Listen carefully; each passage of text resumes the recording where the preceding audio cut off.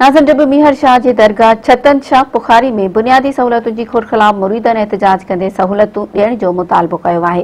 उन हवाले सां ॾिसूं था अब्दुल गफ़ार चांडियो जी ही रिपोर्ट। मीहर शाह असां दरगाह छतन शाह बुखारी ते मौजूद आहियूं, जिते पंहिंजो इन गादी जा वॾा मुरीद आहिनि। सिंध बलूचिस्तान पंजाब खां वॾा अक़ीदतमंद हिते ईंदा आहिनि। सालियाने उर्स मुबारक बि मल्हायो वेंदो आहे, पर हिते दरगाह ते के बि अहिड़ियूं सहूलतियूं न आहिनि। मुसाफ़िर खानो न आहे, रहण जूं के सहूलतियूं न आहिनि, पाणी न आहे पीअण जे लाइ, मिठो पाणी ऐं रोज़ो ऐं मस्जिद जी बि हिते सख़्तु ज़रूरत आहे। मुरीदनि पारां एहतजाज कयो वियो आहे, उन्हनि सां ॻाल्हि ॿोल कंदासीं। तूं मेरान टीवी न्यूज़ सां कहिड़ा वीचार पिया वञनि? बिस्मिल्लाह रहमान रहीम।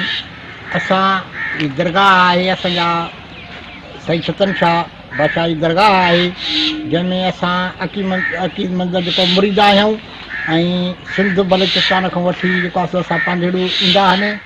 ऐं जेको आहे सो उते हिन महिल बि माण्हू ख़ल्क़ मेड़ाको थियो आहे ऐं उते मस्जिद जो बि का सहूलियत कान्हे, का पाणीअ जी सहूलियत कान्हे का। ऐं असां वस वारनि खे इहो अर्ज़ु था कयूं त जेको आहे सो असांखे का सहूलियत उते ॾियनि। बिस्मिल्लाह रहमान रहीम।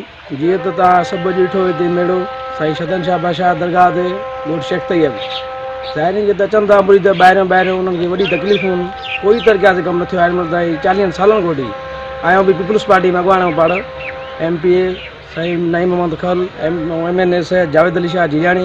हिननि खे असांजी इहा गुज़ारिश आहे, बराए महिरबानी ते माना जेको आहे भरा जो सिस्टम मस्जिद जो मेन शइ आहे ऐं दरगाह जो मुसाफ़िर खानो बि ठाहे। हिते ज़ाहिर में चवंदा उन्हनि खे वॾी तकलीफ़ आहे। असां इहो बराए महिरबानी करे इहो चऊं था त असांजो कमु जल्द में जल्द कराए वञे। उते असां वसारंग जा घुर था कयूं त साईं दरगाह जो रोज़ो बि नओं करायो वञे ऐं मस्जिद बि नई कराई वञे। कैमरामैन इमाम ॾिनो हुजण सां गॾु अब्दुल गफ़ार चांडियो, मेरान टीवी।